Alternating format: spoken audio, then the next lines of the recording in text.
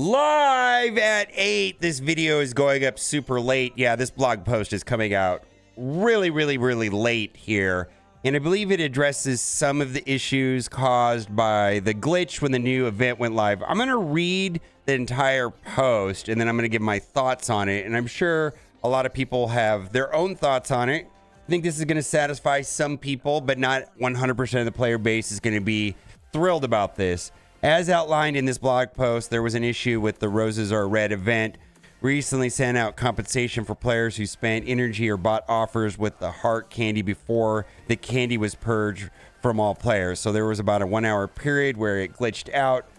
Myself, I got 300 heart candies in my mail just a little bit ago. That must have been from spending campaign energy. We have listened to your feedback on the position of those who are not able to spend candy and want to address it as best we can. Complex situation due to the vast differences in the quantity of heart candy the player base had, some having zero and another having millions. And I just want to say, I don't know if anybody was able to spend millions because you would have to refresh it with currency. I spent about 100,000 myself. The team reviewed the data, saw the amount each player spent in the store, and devised a solution. With that in consideration, the following actions are taking place. Players who spent zero heart candy will receive 300,000 heart candy. Players who spent less than 300,000 heart candy will receive some amount of heart candy leading up to but not exceeding 300,000 heart candy based on how much money they spent. Players who spent 300,000 candy or more are excluded from the compensation. These candies will not award progress in the Roses Are Red milestone event. And this didn't affect the milestone event. Anybody that had the currency at the start of the event did not get any milestone progress at all. There will be an additional package to cover Cosmic Crucible play interruption. And thanks for your dedication, patience, and feedback. For commanders who have access to Cosmic Crucible, include the following: half of a diamond orb, basically 2,500 E7 credits, 5,000 E6 credits, training materials, that's actually pretty good, 6,000 Crucible credits, 4,000 Elite Crucible credits. Thank you for your patience as the team worked on a solution. Enjoy spending the heart candy extended in the event store, which will close on February 23rd. So here's the situation. Basically, if you were not online for the 16 minutes where it was glitched out, you're going to get 300,000 heart candy. And you'll have until the 23rd to spend that 300,000 heart candy, which should provide a situation where you won't have to refresh the store. Like someone like myself, who I spend 300 power cores refreshing the store, and from my math, I spent about 100,000 heart candy. I went and looked at the footage. I started off the event, well, this is the end number, 21.18 million, and then I started it with 21.18 million, so that's about 100,000. I was able to spend 100,000 candies. Now I had to spend 300 cores, and then I ran out of power cores, and then right here I didn't feel like spending the 200 cores to keep going. Enough was enough, and I just stopped. I didn't go buy more cores. Basically the glitch ended before that happened. So people that got more 300,000 who were able to spend more than 300,000 won't be able to participate in the compensation. Now, I don't know what percentage of the players were able to spend more than 300,000. And the ones that did, I could say this, they had to spend a lot of power cores. Maybe they refreshed the 200s. Maybe they refreshed the 400s. Maybe they went up to the 800s. But if anybody did spend 300,000, they did have to spend a lot of power cores. So I'm not sure that this is 100% fair. I feel like this is reasonable in that, you know, if you were not online to take advantage of this at the server reset when it was bugged out for 16 minutes, it's going to get 300,000 heart candy, which is going to allow you to buy a lot of stuff in that store. And you're going to be able to take your time between now and February 23rd and possibly not have to spend power cores. Players like myself, you know, the heart candy that I spent, I'm not going to get back. I'm going to get 200,000. And so I'll be able to halfway participate this, but that 100,000 that I already spent, I just spent 300 cores, right? And for me, I don't know if this is a good or a bad thing. You can see that I didn't buy everything.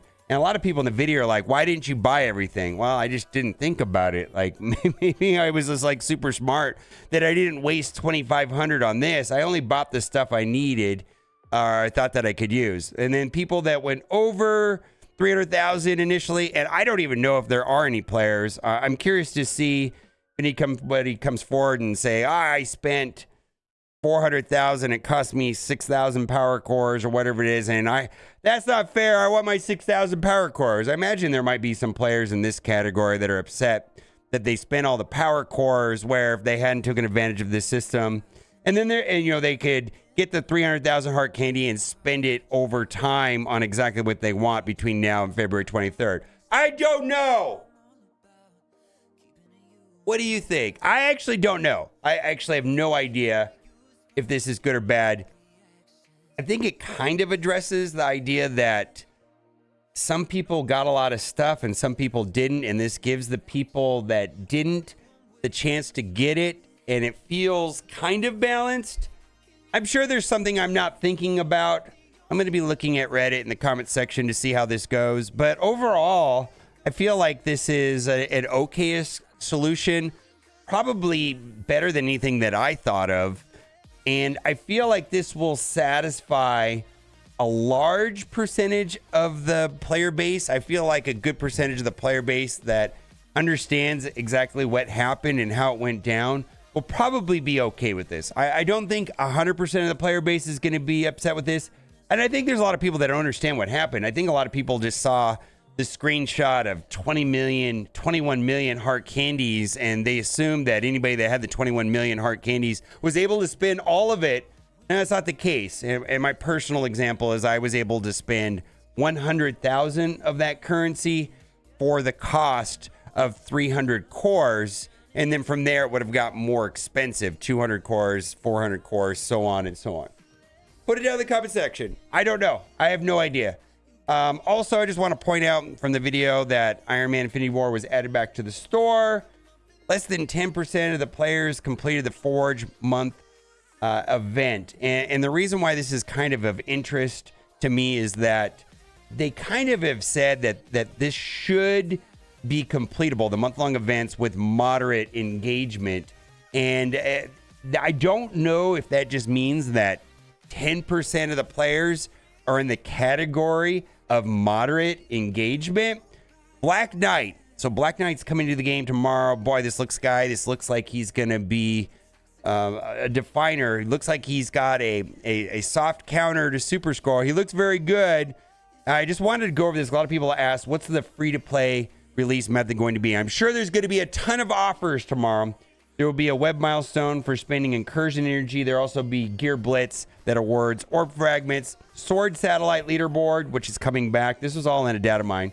We'll also have orb fragments. Free claims will also contain orb fragments. Each orb have a chance to drop 10 Black Knight shards, 3 game modes, and a website to unlock 1 character. Now, he is going to be for sale, and the developers have confirmed that he's going to be dark promotion credits, and all of his dark promotion credits are going to be available in the Elite store, and that they will have a boosted drop rate for the first week. So the total cost, let's say you spend a lot of money on Black Knight and you day one get a 7 yellow Black Knight. Well, the cost to go from 0 reds to 7 reds will be 14,000 dark promotion credits. So the people that get a 7/7 Black Knight day one, it is going to be extremely costly, and it feels like the power levels on Black Knight are going to matter because like some of his attacks, his damage is based off of his max health, which is just a function of stars and gear and, just ramping it all the way up to the top. So he's going to need stats to be effective for sure. Also worth noting is the out of time team, which includes Black Knight, is going to be required for the next legendary character that they have not announced. I'm going to put a link to Tana's video in the description where in the last Strike Time video, they mentioned moments, and Tana made a video about what do they call this? The road ahead, the preview from 2023. This came out, I don't know, November. In several places in the Battle World Siege, it mentions moments orbs right here. And I guess these are moments orbs. And then there is also something a little bit lower, the loot moment tower. If you want more information on that, check out Tana's video where he spells out how that moments are going to be heavily tied to Battle World. Yet we clearly don't know exactly what that is going to be. Black Knight, this is from Cerebro. All 1 through 7 stores will be in the Elite store. Training materials. Yeah, we need training materials. The only good news I can say about training materials is that on the weekly rewards, on the payout of Cosmic Crucible, there's a chunk of them, and it's a meaningful amount. Why do certain people get Valentine's reward and others don't? So this was, I believe, yesterday, and it only applied to people levels 80 or higher.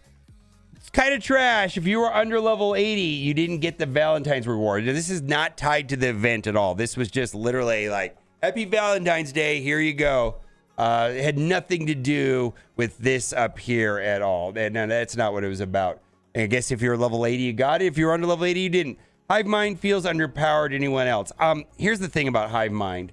Hive Mind is 100% a function of Carnage passive, and it works the same way that the Symbiotes team did.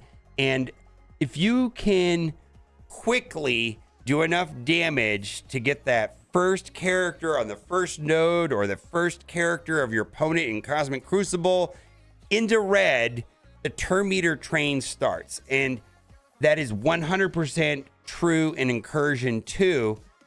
If you can get the turn meter train started, you win. And if you can't, you lose. It's very much a snowball domino effect where the turn meter just ramps up and ramps up if you could do enough damage to the first character. My suggestion is, if you see a character in yellow, knock them into red, move on to the next character, and look for the next character in yellow and knock them into red and keep going. And it's a function of power. And this is why, one of the suggestions I've made on the ISO on this is to do Striker on Venom and Gwenom, and the other three's Raider, because that is what matters. Damage, damage, damage. And I'm also going to say this is also a mechanic that will get power crept quicker than others, because when they can't do enough damage to get that first character into red to get the turn meter started, the team stalls, and it's not great. And it's kind of it feels like it's an all or nothing situation. And this was true on Symbiotes as well. And also, they need a ton of T4s to work well to get the damage. All I want most is a couple of weeks to catch up. This is a sentiment I see where people feel like too many characters being released. And I get it, but they even acknowledge it's part of the game making money to cash in on the FOMO. Yeah, I don't know if the developers are ever going to take a 2-week period where they don't make a lot of money. I've watched the Sensor Tower charts, and all of their spikes in revenue are directly tied to character releases. So I like the idea. I just don't know if that'll happen. And then winter T4s are going to be a bit easier to get. So this is the thing. Reworks are good for veteran players, not so much for newer players. I'll give you an example. Hive Mind had 3 new characters and 2 older characters. And the veteran players that already had Carnage and Venom upgraded probably had all the necessary T4s on those 2 characters, where newer players may have had a level 1 Carnage and a level 1 Venom, and they had to build them up and put the T4s on them. And so this is kind of a big problem for newer players, and reworks kind of feed into this problem even more. If you think about it, what if there was a new team that came out and there was 5 new characters released and you had to buy all of them? Or like what Scopely's been doing is that they'll do like 2 members on this team and 3 members on this team, and this 3-member team has 2 reworked characters, and this 2-member team here has 3 worked characters. And so there's 5 characters released, but there's also 5 reworks. And then those reworked characters, quite often, the updated abilities sometimes are locked behind the T4. So this is a problem, but I just want to say I feel like this is a problem specific to newer players, where veteran players are not experiencing this crunch as much. And someone is doing the math in my chat earlier today, where a lot of players are getting between 3 and then on the high side as much as 5,000, so between 3 and 5,000 T4s a month. So I'm curious if anybody has calculated exactly how many T4s they're getting on a monthly basis, compared to how many new characters are coming to the game, or compared to how many characters are needing T4s because they were reworked. Let me know what you in the comment section. I'm also specifically curious if the community is gonna feel that this is a reasonable enough solution. We will see. Let me know. Bye for now.